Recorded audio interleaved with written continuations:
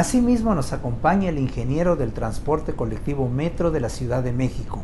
Él es Ramón Martínez Carcaño, quien nos expone los retos del metro del ayer, hoy y mañana. Hola, buen día, me presento con todos ustedes. Soy el maestro en gestión integral de riesgos, Ramón Martínez Carcaño. Actualmente cuento con una experiencia de más de 30 años laborando en el sistema de transporte colectivo, entre otras actividades. Agradezco mucho al presidente de la Federación Hispanoamericana de Editores y Productores de Radio y Televisión, Alejandro César Vázquez Rubio, por invitarme a este importante Foro Nacional de Protección Civil, Seguridad y Derechos Humanos, con el tema Los retos del metro de ayer, hoy y mañana. Comenzaré comentándoles que este pasado 4 de septiembre, el Metro de la Ciudad de México cumplió sus primeros 51 años de operación. En 1969 recorría las primeras 16 estaciones de la línea 1, de Zaragoza a Chapultepec.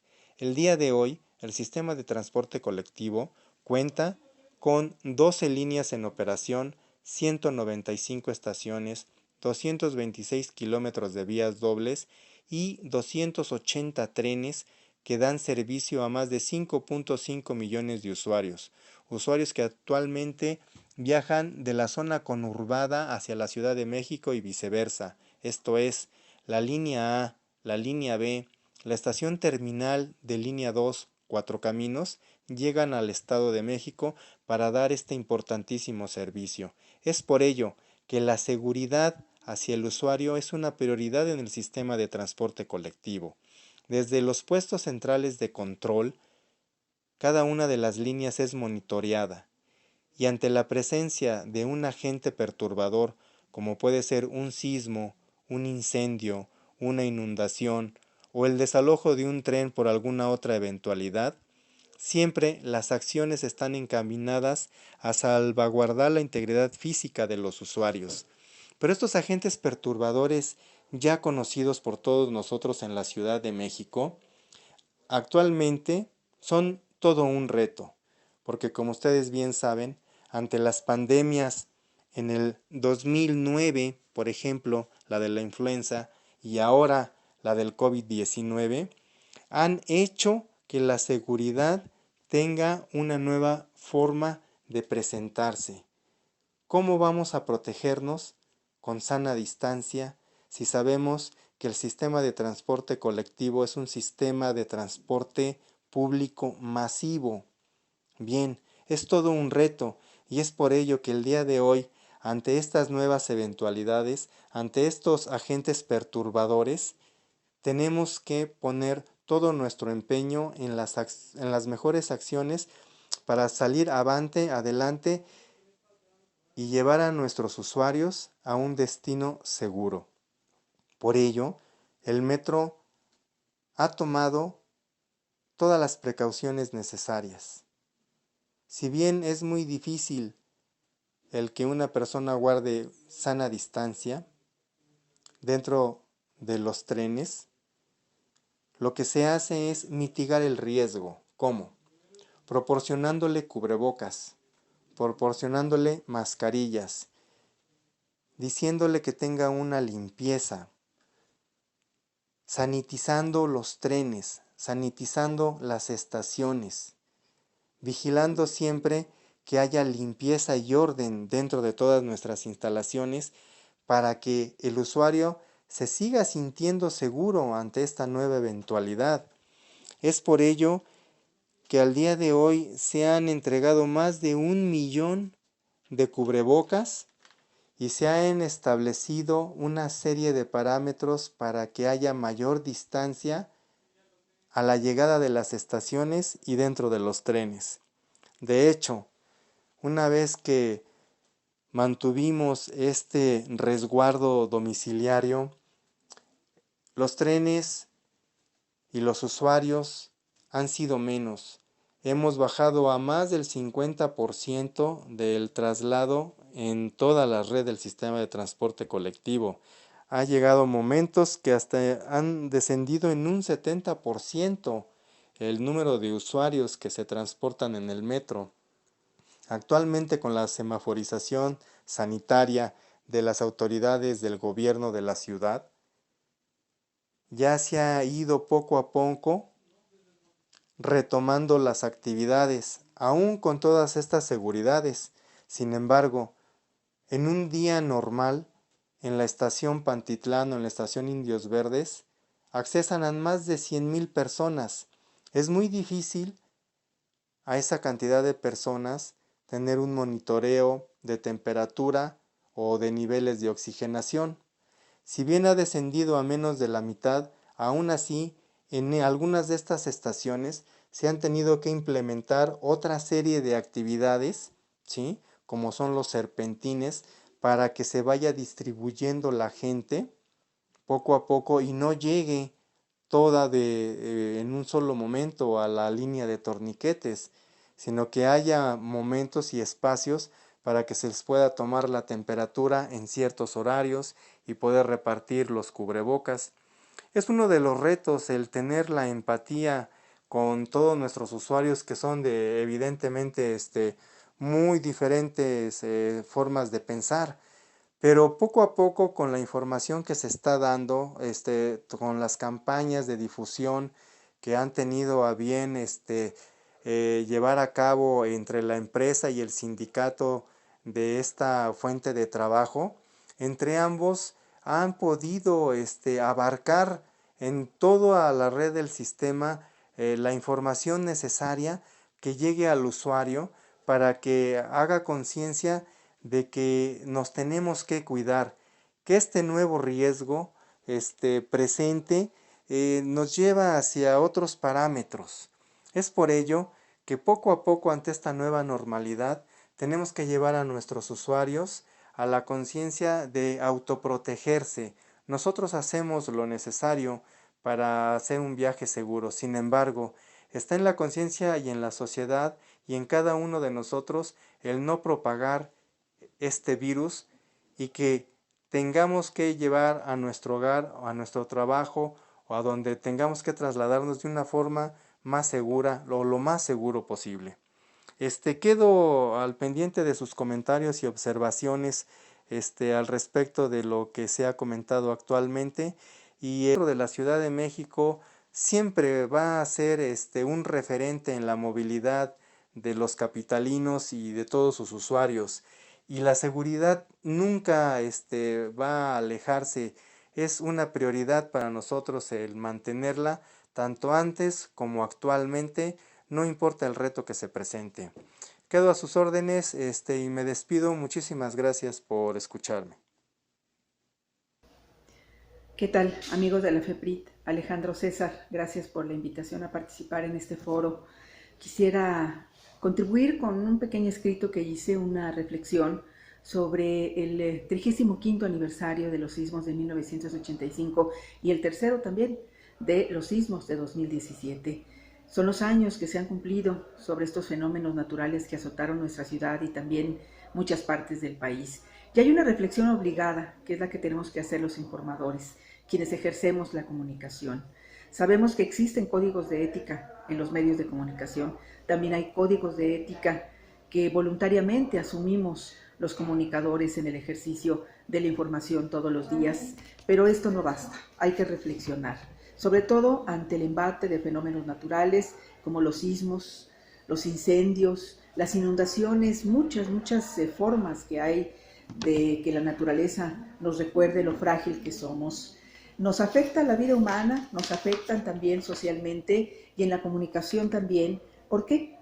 Porque se requiere definitivamente de un momento obligado para saber que informar, que comunicar, es un compromiso de ética necesaria, que se tiene que ver en esos momentos de información no como un producto, sino como un bien social.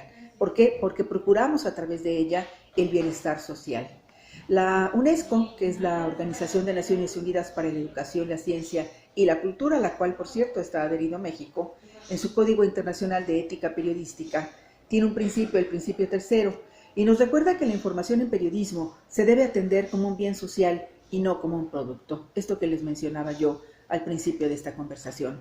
Por lo que advierte que las y los periodistas compartimos responsabilidades de información que transmitimos y esta responsabilidad es ante la comunidad social y por tanto debemos procurar este bienestar general. Ese es el compromiso.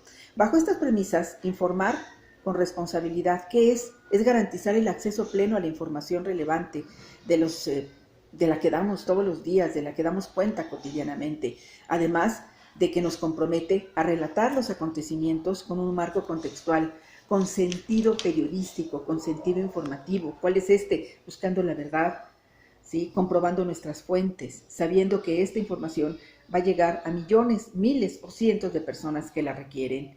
Y para ello debemos de ser comprensivos, así es, debemos de relatarla de manera sencilla y también basarnos en la realidad. Si nos apartamos de estos puntos, de estos compromisos, damos pie al rumor, a la falta de credibilidad, también atentamos contra el bienestar general de la sociedad. Y esto ha sucedido en coberturas informativas que han sido engañosas, que han buscado solo generar mercados y manipular sentimientos. Por eso, alejarse de estas acciones nos sitúa en contextos de ética y de responsabilidad social, que es donde debemos estar como informadores y también debemos procurar en los medios de comunicación en los que pertenecemos. Yo agradezco mucho que me permitieran hacer esta breve reflexión. Creo que es importante porque los medios de comunicación han sido un baluarte junto con la sociedad civil para hacer frente a los desastres y sobre todo recordando los 19 de septiembre que hemos tenido y que han sido lamentables para muchos mexicanos. Muchas gracias. Un saludo. ¿Qué tal? Pues agradezco a Alejandro la invitación a este foro, este importante foro con el tema que me pidió, que es las comunicaciones globales y la pandemia.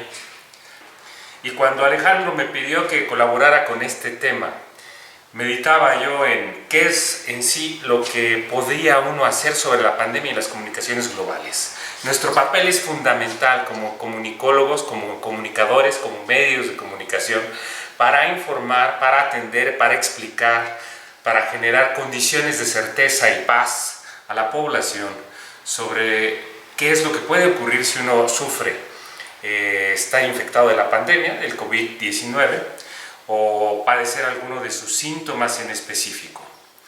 Estaba yo en Madrid, España, a finales de 2019, en una reunión masiva de medio ambiente en la ONU, y había gente de todos los países, miles y miles y miles y miles de personas, de España, de Italia, de Francia, de Inglaterra, de China, de Finlandia, de América, y todos estábamos reunidos ahí platicando mientras en China se vivía el nacimiento de esta pandemia y en Wuhan.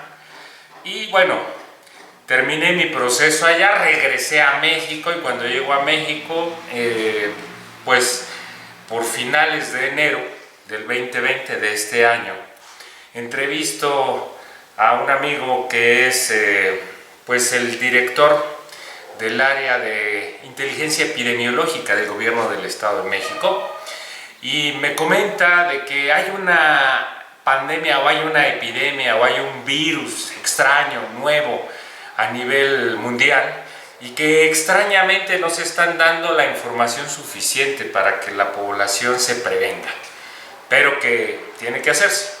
4 días después se realiza la información de que a nivel mundial hay una pandemia, es el COVID-19, y bueno, se empiezan a poner las restricciones necesarias en los lugares más cercanos a donde había surgido esto. Pero pues en México no se realiza nada hasta algún tiempo después, muchos meses o algunos meses después. Cuando uno piensa en la manera en que afecta el COVID-19, cuando uno piensa en la manera en que las personas dejan de respirar, en cómo sus pulmones se contraen por el dolor, en cómo pues se llenan de sangre debido a que sus órganos internos, sus pulmones son afectados de esa manera, y cómo las personas mueren con una insuficiencia respiratoria brutal, cuando no es que mueren por alguna otra afección resultado de esta misma pandemia, que tiene que ver con sus riñones, que tiene que ver con la diabetes, que tiene que ver con alguna afección cardíaca, y que se les complica ante pues este tipo de infección, la pandemia. lo único que piensa uno es un sufrimiento brutal, es un sufrimiento tremendo. Yo sufro asma producto de una alergia, y tengo muy claro lo que es cuando uno no puede respirar y lo intenta respirar y te duelen los costados y te duelen los pulmones y tu garganta se cierra y sientes que te mueres y que no sabes cómo jalar aire para poder sentirte vivo. Y complíquenlo con algo como es la temperatura, el incremento de la temperatura, el dolor de las articulaciones, y bueno, como en este caso, con tantos problemas con los que se viene complicando.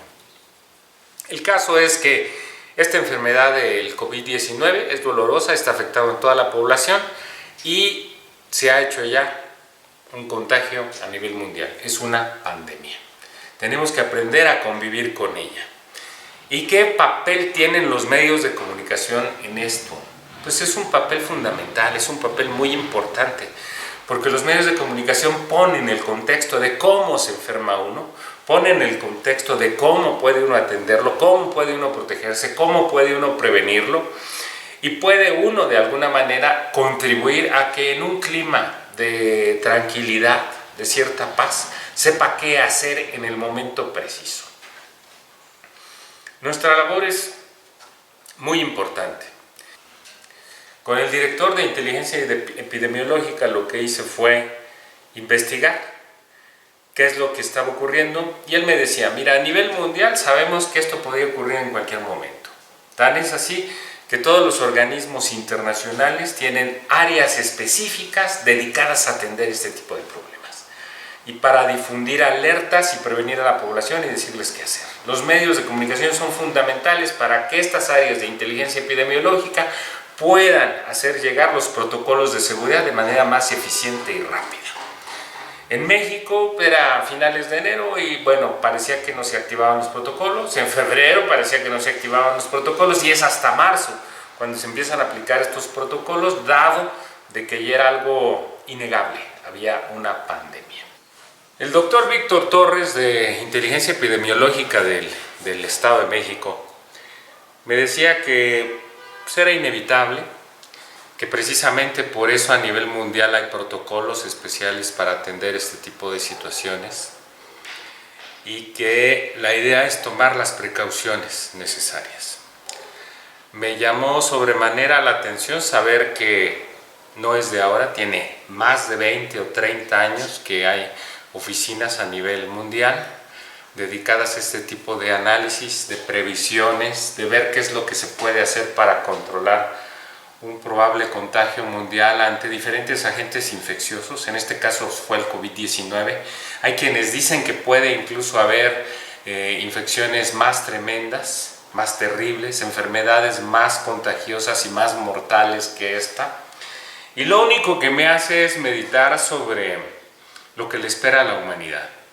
Ya somos más de 7.500 millones de habitantes en el planeta.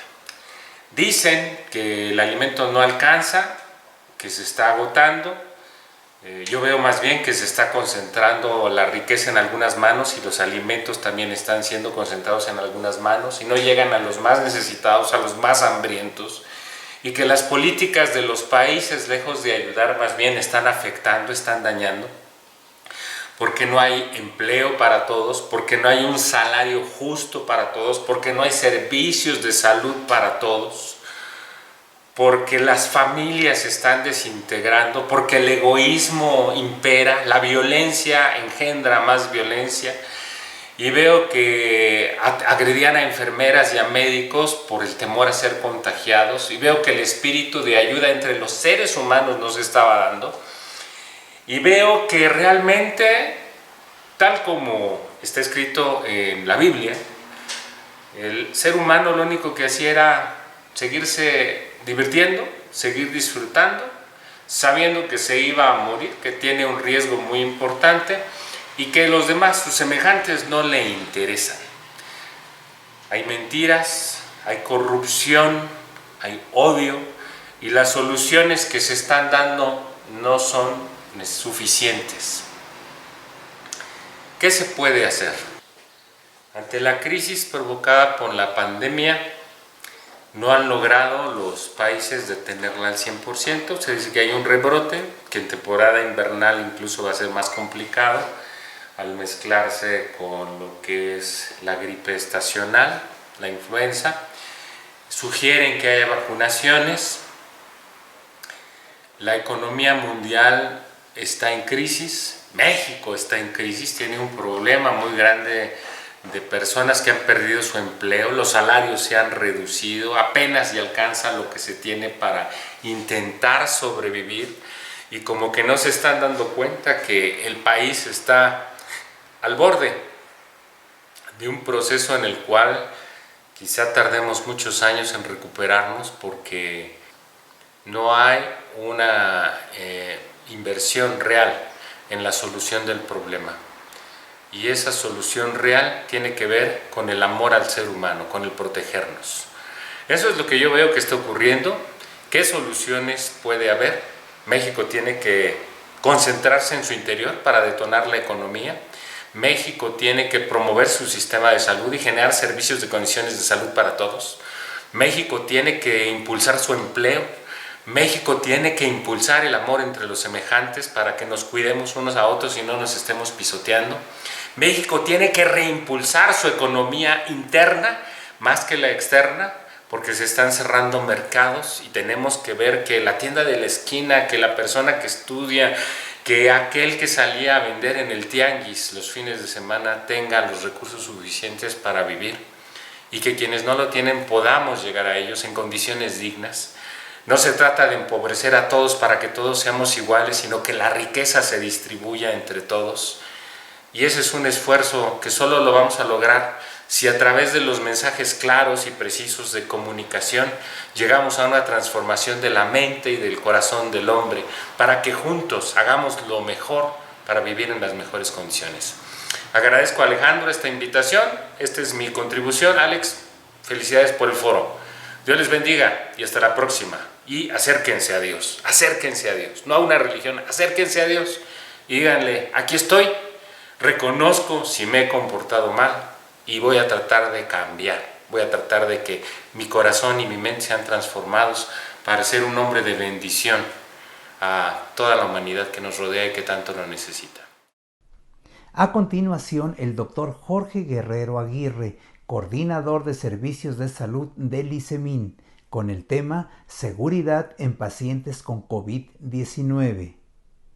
Saludo a todas y todos y quiero agradecer a la Federación Hispanoamericana de Editores y Productores de Radio y Televisión, en especial a su presidente Alejandro César Vázquez, por la invitación a participar en este Foro Nacional de Protección Civil, Seguridad y Derechos Humanos, y felicitar por supuesto a todos los participantes, no solamente por sus comentarios, sino por su presencia. Apenas el 17 de septiembre de 2020, la Organización Mundial de la Salud, los socios internacionales y todos los países celebramos el Día Mundial de la Seguridad del Paciente. Los objetivos de este día en el 2020 son concientizar a la opinión pública mundial sobre la importancia de la seguridad de los trabajadores de la salud y su interrelación con la seguridad de los pacientes. Involucrar a prácticamente todas las partes interesadas a adoptar diversas estrategias para mejorar la seguridad de los trabajadores de la salud y de los enfermos, y aplicar medidas urgentes, pero sobre todo sostenibles por parte de todos, en la que se reconozca e invierta en la seguridad de los trabajadores de la salud como prioridad para la seguridad de los pacientes. Y dar un gran reconocimiento a la dedicación y el arduo trabajo del personal sanitario, especialmente en el marco de la actual lucha contra la pandemia por el COVID-19. Y efectivamente, esta celebración del Día Internacional por la Seguridad del Paciente este año tiene una situación más que especial. Está en medio de una de las grandes pandemias de la historia. Y nos obliga a poner énfasis en la importancia de las acciones que hacemos el personal de salud, la ciencia, en beneficio de todos los pacientes.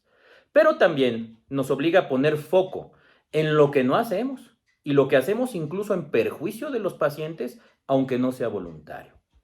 Una de las cosas buenas que trajo esta pandemia, si es que cupiera el término de cosas buenas, es el de dar visibilidad extraordinaria para todos y no solo para los profesionales de la salud, en al menos dos cosas. La importancia que tienen los procesos, las rutinas, el deber ser en las acciones de salud. En una pandemia no puede haber improvisación. La visibilidad, además, sobre todos los protocolos, merece una atención extraordinaria. Me explico. Tan solo el resaltar, por ejemplo, lo importante que es el lavado de manos bien y frecuentes. El doctor Semmelweis, padre del lavado de manos y quien disminuyó, por cierto, la mortalidad en el mundo de la fiebre puerperal, tan solo al lograr la práctica del lavado de manos, seguramente estaría feliz al ver cómo el mundo ha aceptado en su gran mayoría su implementación y la práctica de su uso. Y no para evitar la fiebre puerperal como en el siglo XIX, sino para todo, incluyendo, por supuesto, el combate al coronavirus.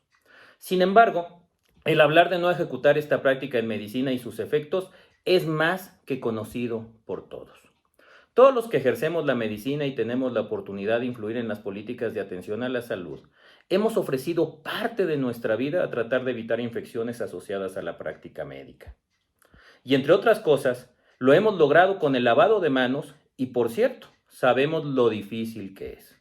Hoy esta acción tan sencilla es literalmente vital para el personal de salud, pero también para el de no salud. Y en este sentido estamos obligados a cuidar y proteger a esos soldados, a los hombres y mujeres, a los doctores, a las doctoras, a los enfermeros, a las enfermeras, a los laboratoristas, etcétera, que todos los días literalmente ponen en riesgo su vida en beneficio de los enfermos que atienden. Por lo que es muy importante el promover el uso y dotar de equipo de protección personal y capacitación para todo el personal de salud, por supuesto de acuerdo a sus funciones. Y también crear conciencia en la ciudadanía del uso adecuado del cubrebocas, la práctica de la sana distancia y el lavado bien y frecuente de las manos. El segundo punto, además de gran visibilidad en la pandemia con gran repercusión en la seguridad del paciente, es el rigor y la seguridad en los tratamientos en medio de una pandemia. En este punto, no es infrecuente en las enfermedades emergentes que surjan también una serie de tratamientos emergentes, algunos con fundamento científico y otros no, que se empiezan a utilizar y van desde los medicamentos ya utilizados en la práctica cotidiana hasta otras medidas que inclusive caen en lo mágico, en lo esotérico y a veces hasta en lo charlatanesco. Por ello es muy importante en la seguridad del paciente el apego al método científico, en la investigación preclínica y en la investigación clínica de todos los medicamentos y vacunas. Recientemente una de las vacunas que están más adelantadas, la de AstraZeneca y la que está además hecha junto con la Universidad de Oxford, nos han dado ejemplo de la seriedad, vigilancia y control que merece cualquier tratamiento o vacuna que se administre a los seres humanos. Las condiciones bioética y la empatía son ejes rectores básicos. Para terminar, en este foro de seguridad y derechos humanos, quiero terminar con una reflexión que hoy tiene mucho sentido para el personal sanitario. Cuando el médico, cuando la enfermera, se convierten además en pacientes y en enfermos. Ya sea porque como cualquier ciudadano estamos todavía en la vía de transmisión comunitaria del virus y nos podemos contagiar, o porque el contagio puede venir porque atendemos a los enfermos de COVID. El riesgo es claro y por ello las medidas de seguridad y protección cobran enorme importancia para todos. Hoy nos coloca en la posibilidad de vivir en carne propia las medidas buenas, las regulares y también las malas. Y que hoy esta pandemia sirva, como en muchas otras cosas, como un parteaguas para retomar conductas en beneficio de la seguridad del paciente y modificar actuaciones de vicio al ver su consecuencia fatal.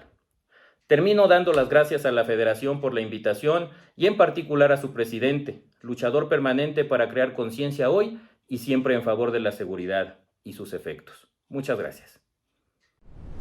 Una ponencia más a esta destacada lista. Ella es la licenciada Victoria Carrasco Sánchez, directora de la estación de radio Radio Sofando. Nos presenta el siguiente contenido: Ética Social para la Protección Civil. Muchas gracias por tu presentación, Nehemías. Y bueno, pues un saludo a todas las personas que nos están viendo y a los organizadores a este Foro Nacional de Protección Civil, Seguridad y de Derechos Humanos en la sede virtual de la Comisión de los Derechos Humanos del Estado de México y que organiza la Federación Hispanoamericana de Editores y Productores de Radio y Televisión, FEPRIT. Muchísimas gracias. Mi nombre es Victoria Carrasco, directora de Radio Sofando, y pues mi tema es ética social en la protección civil o para la protección civil. Esto es muy, pues uno podría decir, ¿cómo ética social para la protección civil o en la protección civil? Pues la ética social, si nos vamos a su acepción más fácil de entender, a su acepción más simplificada, la ética social se trata de las acciones del ser humano cuyos efectos directos recaen sobre los otros. Abarca las normas de comportamiento en convivencia frente a los demás, es decir, en sociedad. Esto es la ética social. Entonces, ¿qué podemos esperar con la ética social en un mundo en donde nos damos cuenta que está lleno de problemas sociales? Estamos viendo no solamente en México, sino en el mundo entero, podemos ver pugnas entre la autoridad y la sociedad, estos problemas que hay entre la policía y los ciudadanos. Podemos ver cómo las personas hartas de que no se les haga justicia toman algunas instituciones por su propia mano para hacerse justicia o para buscar hacerse justicia. Entonces, ¿cómo podemos entender la ética social en un mundo tan complicado como es el de nuestros momentos en el siglo XXI? Y bueno, quiero mencionar no solamente estas problemáticas no es solamente de México, sino en todo el mundo. Esto sí lo quiero recalcar. Ahora, la situación de la ética social, quisiera irme un poco más atrás en la historia para también poder darnos cuenta de la importancia de lo que implica la protección civil. Nosotros como sociedad no nacimos tal cual. La sociedad como la conocemos, nuestra cultura como la conocemos, es un proceso de largos años, de milenios, en donde nos hemos dado cuenta de cómo si nos juntamos, si nos conjuntamos, si nos asociamos entre nosotros, compartiendo nuestras experiencias, nuestras habilidades, nuestras fortalezas y con estas fortalezas también cubriendo las debilidades de otros y asimismo con las fortalezas de otros cubrimos nuestras propias debilidades, nos damos cuenta que la sociedad ha funcionado desde tiempos inmemoriales, pero esto costó muchísimo, muchísimo tiempo y esto se transformó en lo que conocemos hoy como cultura. Entonces, la situación es de que ahora con esta situación, si la vemos hacia atrás a lo largo de los tiempos, esto se ha ido decantando. Hemos encontrado pues lo que se conocerá como o se va a conocer ya como el contrato social, en donde nosotros nos vamos a dar cuenta que si damos de nuestra parte, nos asociamos y conformamos un Estado, pues vamos a poder sobrevivir y no solamente sobrevivir, sino vivir en una experiencia ya cultural. Esto lo vamos a ver plasmado en muchísimos filósofos, ¿no? Desde Platón con su célebre República, de donde pues van a emanar, por ejemplo, la política de Aristóteles y así vamos a poder ver a lo largo de la historia cómo se van a dar estos momentos en donde se va a ver la importancia de un contrato social, de una unión de los individuos para formar una sociedad. Bueno, dentro de esto, creo que hay una situación de la ética tan importante en donde si estamos en una sociedad, si ya desde milenios estamos adaptados a una sociedad con leyes, con deberes, con derechos, pues también la sociedad o los ciudadanos debemos de dar de nuestra parte, vamos, lo mínimo que podemos hacer como ciudadanos es conocer las leyes de nuestro propio país, de nuestra propia nación, pero para eso también tenemos que estar inmiscuidos en las pequeñas leyes, en las normas, en los compromisos que tenemos con pues nuestra manzana, con nuestra colonia, con nuestra delegación o alcaldía y con nuestra localidad y con nuestra ciudad o entidad y así hasta llegar a la nación e incluso ir más allá hacia el respeto de los derechos humanos. Bueno, nada más les quiero decir rápidamente que la protección civil se conoce o se concibe como un conjunto de actividades que con apoyo gubernamental o del gobierno se aplican en la mayoría de los países que tienen como objetivo apoyar a las poblaciones que habitan en zonas vulnerables para hacer frente a los desastres naturales. Aquí, en este aspecto, la cultura y las sociedades han crecido de tal forma que se ha dado esta parte fundamental en la sociedad. Y desde mi punto de vista, algo que sería concebido como el pináculo de esta sociedad que concebimos o de esta cultura como la concebimos es sin duda alguna la protección civil. ¿Por qué? Porque la protección civil es una ente, es una parte fundamental, es un bastión o es una columna fundamental de la sociedad que lo que va a hacer es estar preparada para lo inesperado. Vamos, en nuestra vida cotidiana sabemos cómo usar el transporte, sabemos cómo entrar a un edificio, cómo salir de él, tenemos claras las leyes de urbanidad, no tirar basura, dejar el paso a los ancianos, o vamos, lo tenemos muy claro. Pero cuando sucede algo inesperado, como una erupción volcánica, como un terremoto, como una inundación, como un huracán, vamos, cuando sucede un incendio, cuando sucede algo inesperado, no, o sea, no es tan fácil saber cómo reaccionar. Es por eso que realmente esta es la importancia de una ética social. Si nosotros como ciudadanos conocemos nuestras leyes, los reglamentos, los lineamientos de todo de lo que nos rodea, o sea, ya sea en nuestro trabajo, en nuestra colonia, en nuestra delegación, en nuestra ciudad, vamos a tener la capacidad de conjuntarnos con las autoridades y con los elementos de protección civil cuando suceden los desastres. No es lo mismo en un incendio no saber qué hacer a que estemos preparados en un incendio, en un terremoto, en una inundación, sabiendo qué hacer. Esto creo que lo hemos visto y lamentablemente lo aprendimos de una forma terrible con el sismo de la Ciudad de México de 1985, en donde nadie sabía absolutamente cómo reaccionar, ¿no? Era algo completamente inesperado. Y creo que la sociedad pues tomó en sus manos, tomó la batuta de cómo reaccionó mucho más rápido que el gobierno incluso, y de ahí se dio esta cultura de qué hacer en caso de un sismo. Los niños ahora saben que no deben de correr, no deben de empujar, deben de irse a las áreas señaladas, pero esto ha sido una enseñanza de décadas. Entonces, creo que esta es la parte fundamental de la sociedad. Se tiene que preparar, se tiene que educar, no solamente a los niños, sino también a los adultos, en donde sepamos qué hacer. Y creo que es ahora el medio pues más fácil de hacerlo es Internet. Es, por ejemplo, con estas redes sociales, hacer cápsulas para saber qué hacer en casos de incendio, de inundación, de sismo, de erupción volcánica. El hecho es de que gracias a la tecnología, lo que ha logrado la sociedad en conjunto, que es el desarrollo de la ciencia y la tecnología, lo tenemos que utilizar y es nuestra responsabilidad como sociedad. Esa es nuestra parte, la responsabilidad ética que tenemos de aprender, de poder observar lo que tenemos a la mano y estudiarlo de tal forma que sepamos cómo reaccionar.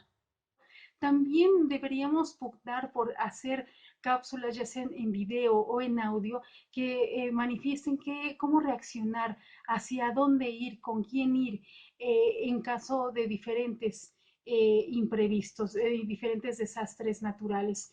Creo que esto es la labor que debemos hacer como sociedad, empezarlo a difundir y también aprenderlo, y también es la labor de protección civil y la labor del gobierno hacer estos enlaces, que protección civil, que es quienes saben cómo hacerlo, quienes saben cómo reaccionar, den los parámetros de una forma sintética para que nosotros como sociedad podamos entenderlos, memorizarlos y saber qué hacer en caso de un desastre natural. Creo que la ética es muy importante revalorarla.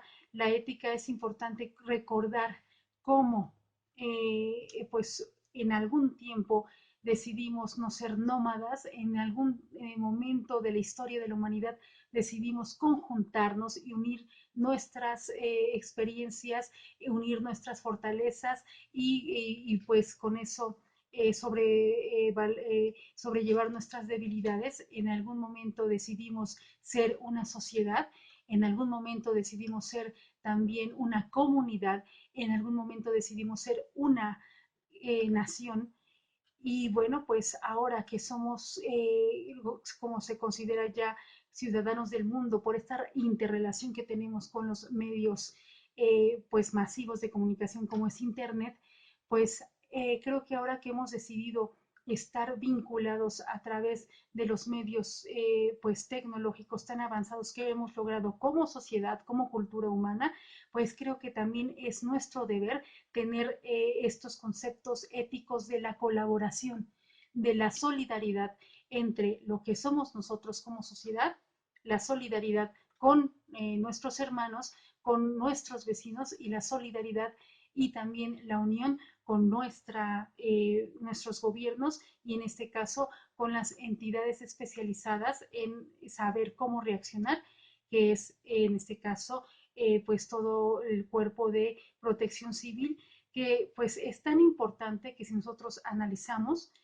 los reglamentos o lineamientos de protección civil son muy similares en cualquier parte del mundo. Entonces creo que esto es tan, pues evidencia la importancia de lo que es la protección civil y también eso es evidencia de la importancia que tiene que nosotros aprendamos de la protección civil y que pues tengamos una valoración ética, un compromiso ético.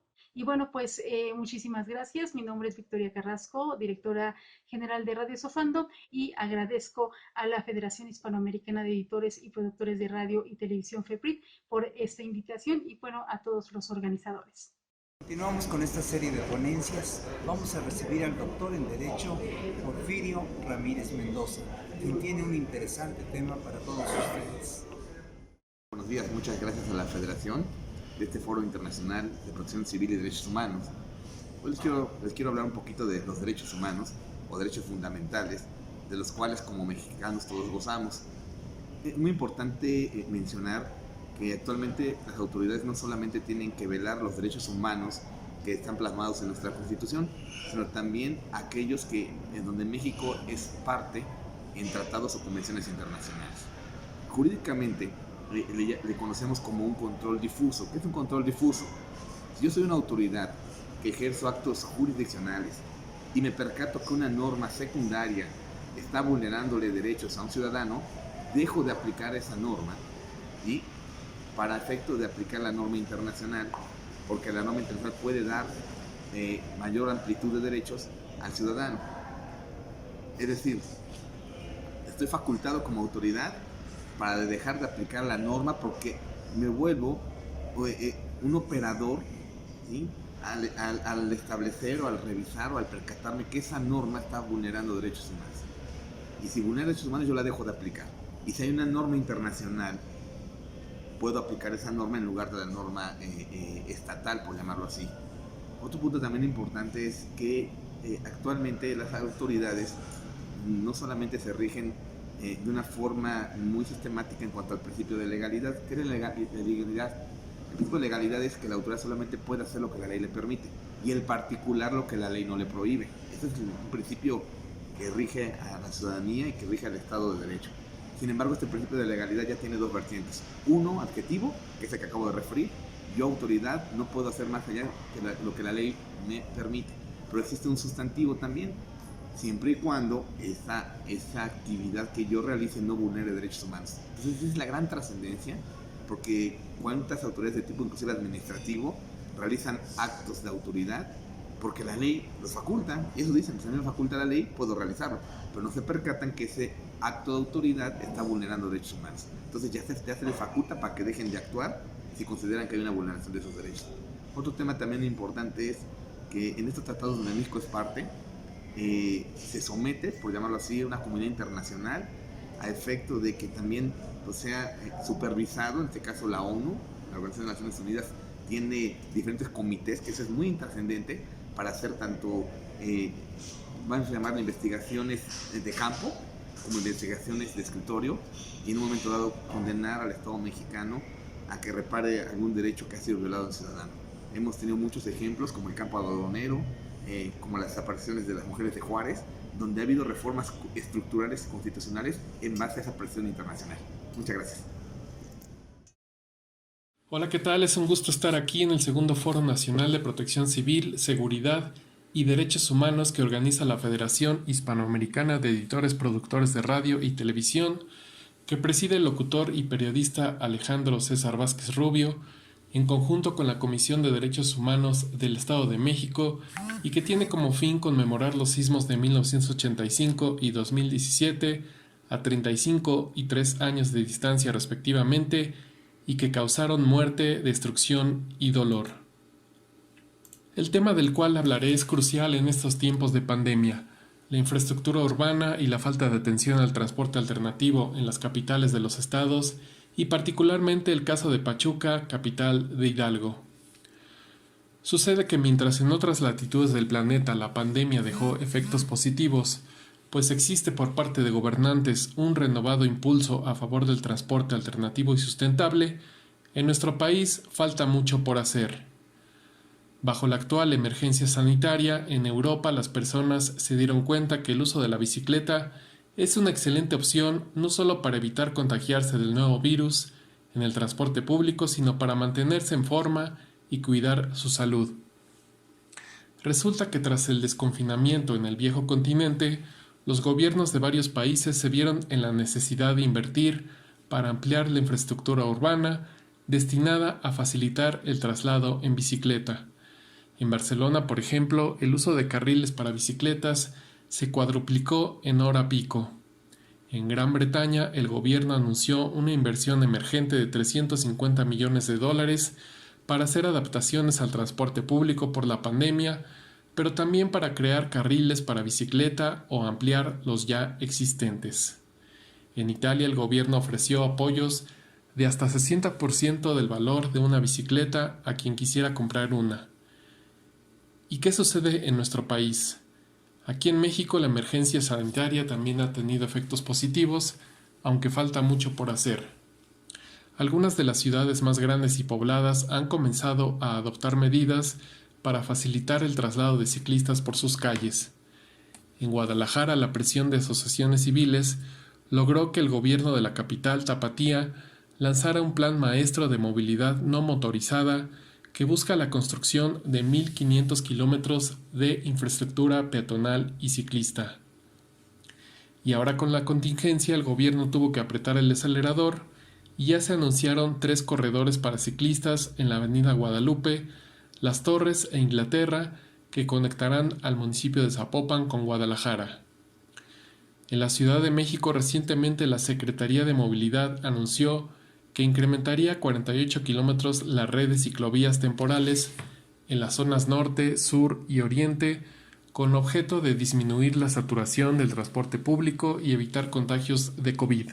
Y en Hidalgo, ¿qué están haciendo las autoridades para fomentar el uso de la bicicleta y así evitar aglomeraciones en el transporte público? El gobierno de Omar Fayad ha privilegiado la inversión pública en obras destinadas a facilitar el tránsito, pero de vehículos motorizados. Hoy invierte 1.264.3 millones de pesos para modernizar el Boulevard Colosio en varias de sus intersecciones, obra que en su conjunto fue nombrada como Supervía Colosio. El punto es que esa magna obra de la administración Fayad olvidó incluir ciclovías y tampoco se ve algún beneficio para el transporte público que circula sobre ese bulevar, que es un eje troncal para la ciudad de Pachuca. Tampoco se aprecia algún carril confinado sobre el distribuidor vial que se construye sobre el más importante y transitado bulevar de Pachuca, el Felipe Ángeles, enfrente de la llamada Zona Plateada y el centro comercial Galerías. Solo se aprecia en estos momentos grandes moles de acero y concreto, sin opciones para el transporte alternativo, en franca contradicción con lo que ocurre en las grandes urbes europeas y mexicanas.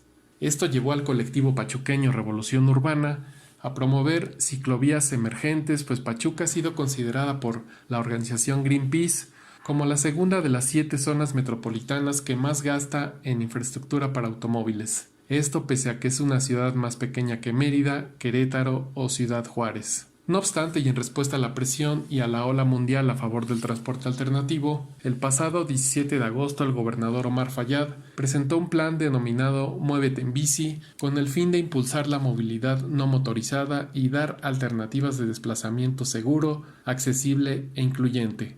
Fue a través de un video que el mandatario hidalguense explicó los alcances de dicho plan, que está pensado en 2 fases, y que en una primera contempla el uso de una tarjeta denominada Muévete en Bici para que los usuarios que viajen en el Tusobús, que es un sistema de transporte articulado de carril confinado, similar al Metrobús de la Ciudad de México, puedan viajar con su bicicleta y puedan dejarla y recogerla en uno de los biciestacionamientos que se piensan instalar. La segunda fase prevé la instalación de ciclovías emergentes, como sucede ya en otras ciudades de la República Mexicana y Europa. Pero hasta ahora todo se ha quedado en buenas intenciones, pues a un mes de distancia no hay indicios de que avance el plan Muévete en Bici, cuando Hidalgo sigue en alerta naranja y cuando ya rebasa los 11,000 casos de personas contagiadas por COVID-19 y cuando ya se registran casi 2,000 defunciones. El reto de los gobiernos estatales frente a la pandemia es romper el viejo paradigma que predominó durante el siglo XX y las primeras décadas del XXI.